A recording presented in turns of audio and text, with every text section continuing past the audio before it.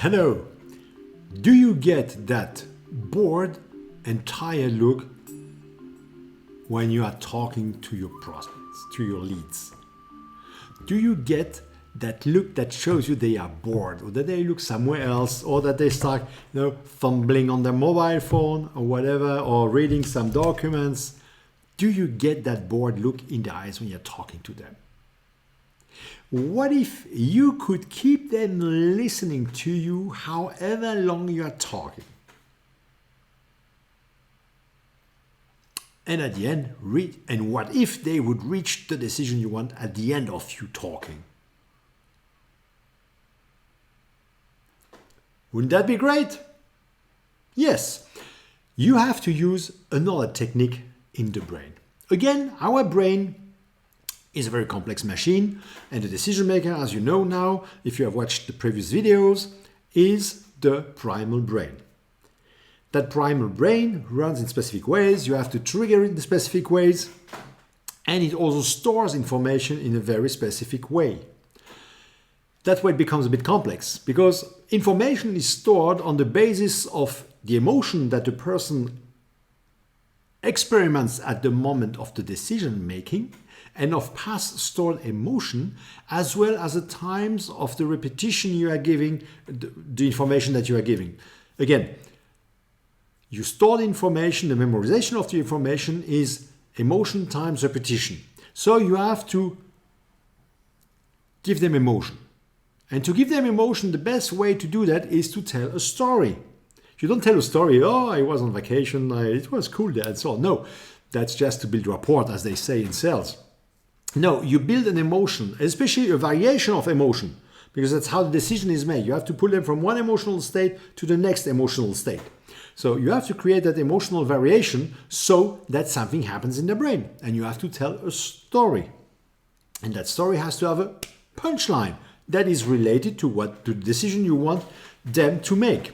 But now that we know that, there is still another problem with the brain, because the brain stores and retrieves information in a specific way. So what do you think? How does the brain store information over time? That being a 3 minutes pitch, a 30 seconds elevator pitch, your whole life. How do you think over time the brain stores information? Yes, most people would say it goes down. It stores a lot at the beginning and then the whole thing goes down. Or some would say it stores a little bit at the beginning and then it goes up and down. No, in fact, every information is stored in a shape of a U-curve. It's called the recency latency curve over time, and it has been demonstrated that in fact you store more at the beginning because information is recent, is new, and at the end because there is a repetition. So you have that U-curve. You cannot get away from that U-curve. Every information you store is in that U-curve. At the bottom of the curve, the attention level is 20%. So if when you are talking to someone, the information you are bringing to them, the most important part is in the middle of your pitch, they are 20% of attention. They are not going to retain it. Or they may, but it will take them so long to get information out of their brains that they will just go for another decision.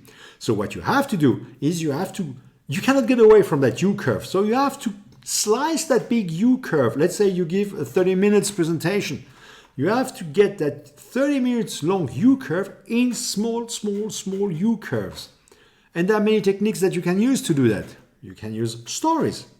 You can use emotions. You can use sounds, images. There are many things, but you have to get away from this. So for example, when I give a seminar, my seminars can last from 1, 2, or 3 days. People are paying for that. People want to join my seminars because they are learning to become an ethical persuasion leader. During those seminars, I have to keep the audience excited for 3 days. And that includes the break after lunch. That time after the lunch break. When 50% of your energy is burned by your stomach and your brain. And everyone goes like that. No. So there are techniques to do that. And playing with that U-curve is how you are going to keep them listening to you. And no more see that look in the eyes, or some in the room that fall asleep. No. So you have to use it. I mean, it's a bit like when you attend. Let me think. Yeah, it's a bit like you are listening. You are listening to a priest mumbling something in Latin. Tell me, did you remember anything? For those of you who go to church, or in any other language, by the way, and compare it to Beyoncé on stage. Which one has the most impact, do you think?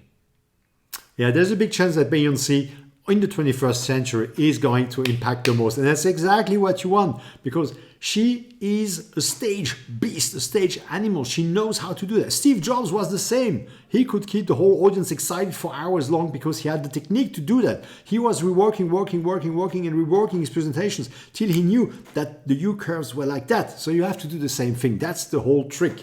So I would suggest that you enjoy what's coming next, the next videos that are coming. And at the same time, I would like to invite you to a free online training. It's made of 4 videos that I prepared for you. So that's somewhere in the comments or the button somewhere here. So enjoy that training. You are going to learn more about how the brain makes decisions and how you can be the one that keeps them focused and active, because you want them to make the decision to buy from you or to do what you ever want from them. And you want them to make that because you do it ethically, because you drive them to make the decisions you want while they make the decisions they want. So enjoy the free training, and I see you very soon in the next video. Have a nice day. Bye-bye.